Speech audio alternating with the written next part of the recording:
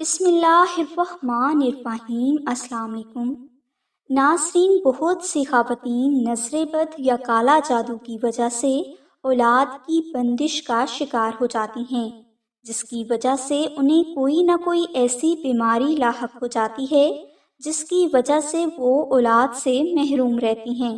اکثر حاسد کسی کی شادی سے خوش نہیں ہوتے، لہٰذا وہ چاہتے ہیں کہ کچھ نہ کچھ ایسا ہو جائے جس کی وجہ سے وہ شادی ختم ہو جائے۔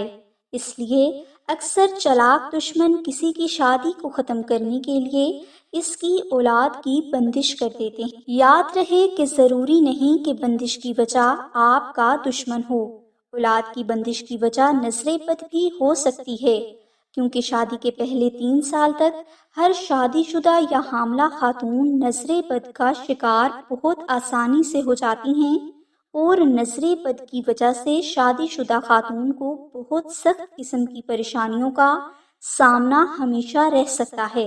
اس ویڈیو میں ہم آپ کو ایک ایسا قرآنی وظیفہ بتا رہے ہیں جس کی برکت سے آپ کو اولاد کی بندش سے نجات مل جائے گی، اور اللہ کی ذات آپ کو بہت جلد اولاد نرینہ کی نعمت سے سرفراز فرما دیں گے۔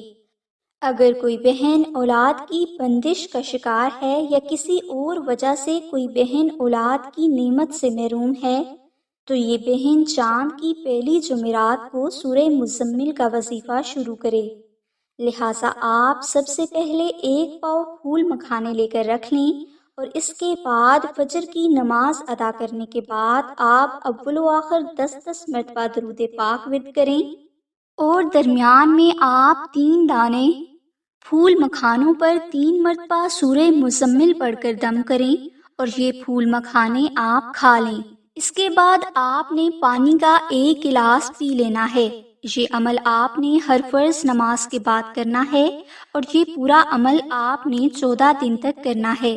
14 دن کے بعد آپ 10 مرتبہ درود ابراہیمی اور 1 مرتبہ سورہ مزمل کسی بھی وقت پڑھ لیا کریں، اور یہ عمل آپ نے بچے کی پیدائش تک جاری رکھنا ہے۔ 1 مرتبہ سورہ مزمل پڑھنا اس لیے ضروری ہے تاکہ آپ دوبارہ سے نظر بد یا بندش کا شکار نہ ہو جائیں۔